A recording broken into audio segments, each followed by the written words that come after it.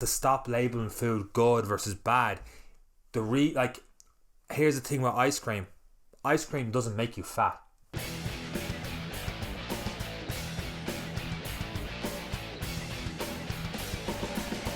Hey guys, Coach Sean here, and today we're going to be talking about nutrition and how sometimes saying you should never have this and having that mindset of having something taken away from you all the time can work against you and against your goals when it comes to nutrition.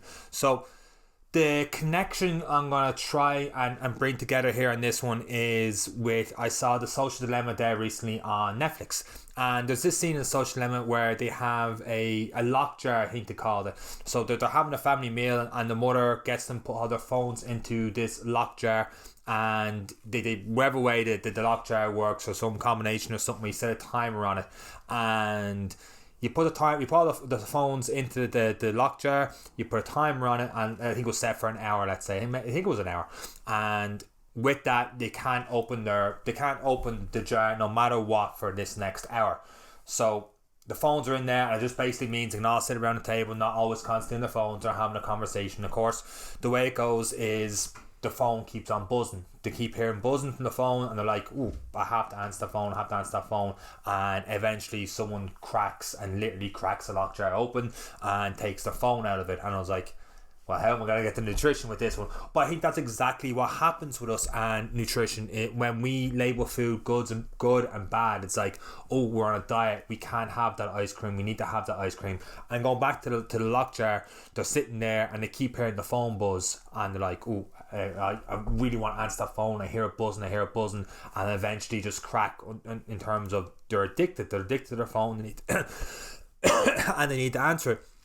And you're probably thinking, well, Sean, our phone, our food doesn't buzz. It's not like, we're sitting there and all of a sudden we're like, what's that noise? Oh, that's the sound of ice cream. Well, unless there's an ice cream truck. Okay, maybe our food does buzz sometimes, but with the exception of an ice cream truck and the ice cream music going by, which is also a trigger for us to want and need ice cream. With the exception of that, there's not a pizza buzzer, let's just say, for argument's sake. Maybe there is if I really thought about it, but let's say there's not. There's not that buzzer for a pizza, and so that doesn't really work. Well, it kind of does, because what happens is, we always have those triggers to reach for certain food, whether we realize it or not.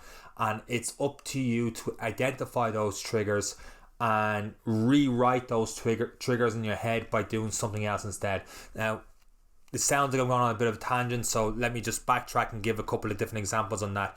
I know when I fill up my truck full of diesel, I know when I go in to pay for it, my trigger right there is grabbing a bag of crisps. If I do it once, I'll probably do it the next 5-6 times I do it. I'll just pick up bag of crisps without even thinking. I'm like, I did it again. Or, I spoke about before, like when we had used to buy those mini packets of 12 bars, like 11 single fingers for like whatever it was. The price doesn't really matter, but the point is, when I finish with dinner, I get up and I pass the fridge, and I just naturally mustered up one time, had a chocolate bar at the end of my dinner.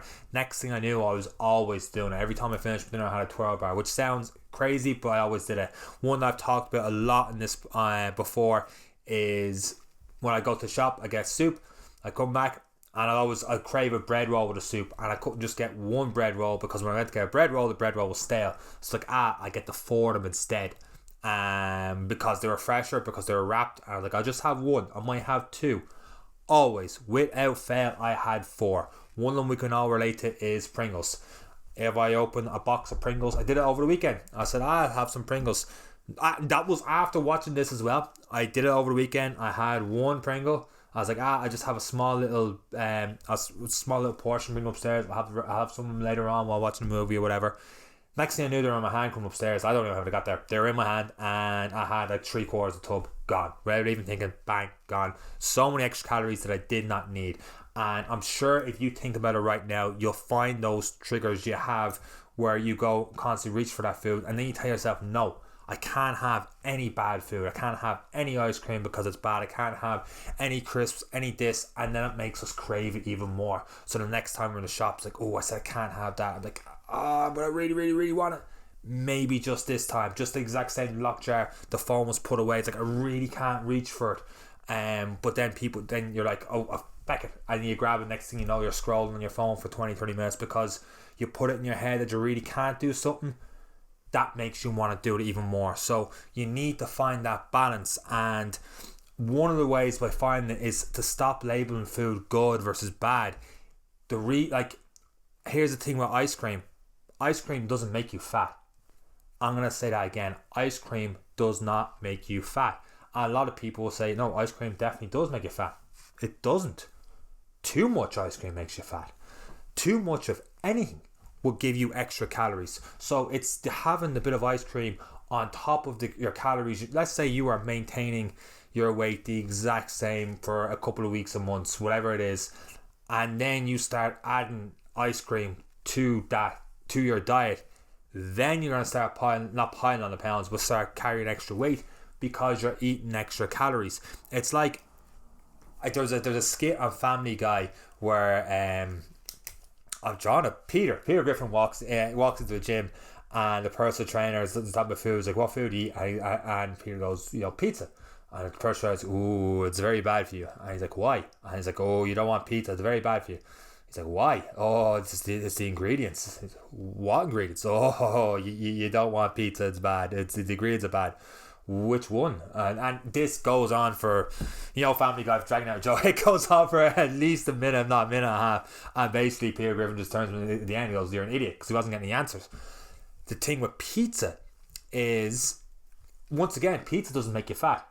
But too much and overindulging on calories does. So with pizza, you could have a pizza depending on the size of it, the calories, the ingredients and all the rest on it. It could lead to 1,500 calories. Let's just throw that number out there: 1,500 calories on a big pizza.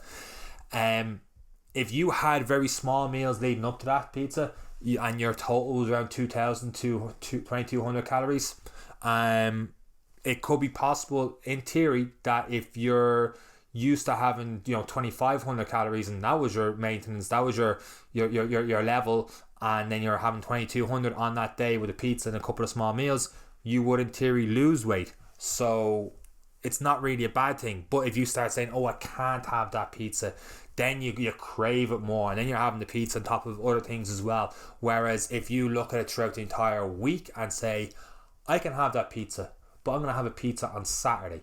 I'm going to have a little bit smaller food during smaller portions during the week." So when my calories add up over the entire week, as opposed to just on that Saturday, I might go a little bit over the Saturday, but if I'm under Monday to Friday and I'm under or the same on Sunday, then over the entire week I'll have less calories, and therefore the pizza isn't bad. So having it in moderation.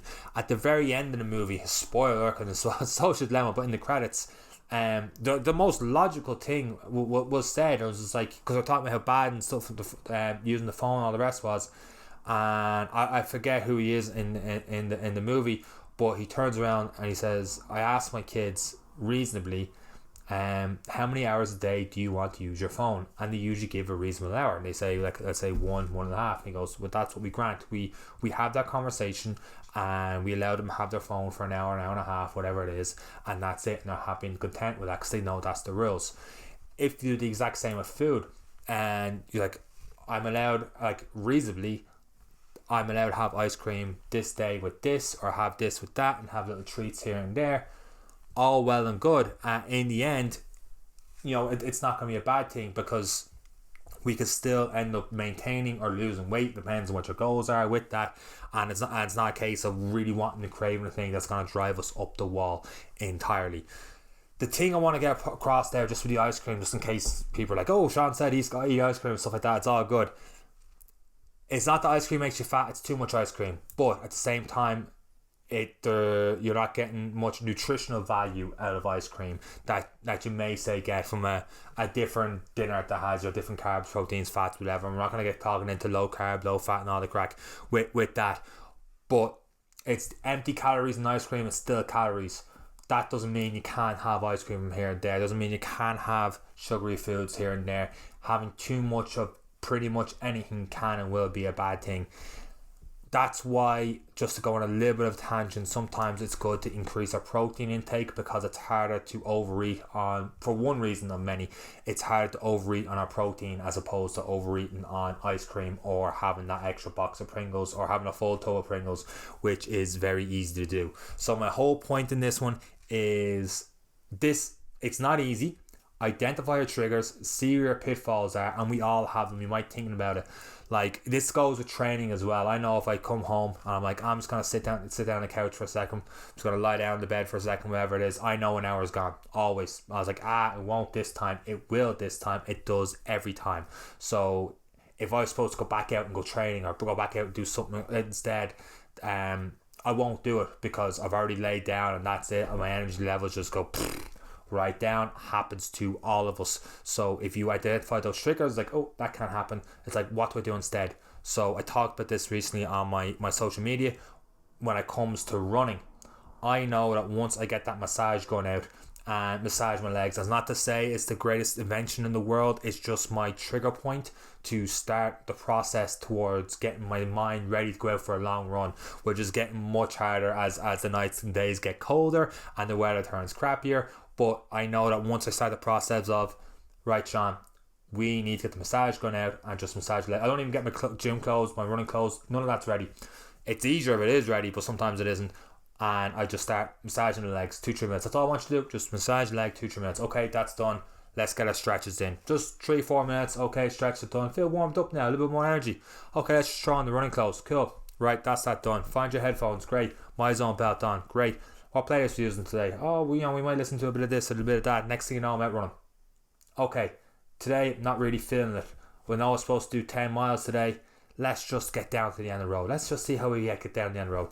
Next thing you know, I'm lost in the music. I'm on my running track, the same running track I'm always on. So I'm trying to keep that momentum of the same habits. So if I'm running the same track, next thing I know, I'm halfway through without even realising it, because I'm so used to doing that. Now, sometimes you might need to switch it up just for a variety and do different things, but it's kind of harder with different restrictions in it right now.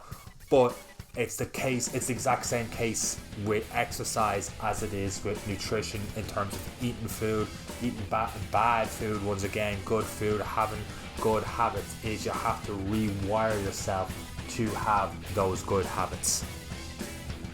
That was a long conclusion on that one. Thank you very much for listening. Now, that wasn't a hard video to get through now, was it? I hope you guys got some value out of the video. If you did, please leave a thumbs up and subscribe to the Coach Sean channel, which is somewhere here. And hit that button, subscribe to the Coach Sean channel, leave a thumbs up. There should be a couple of other videos around here for you guys to check out. And that's all from me, from Coach Sean. Take care.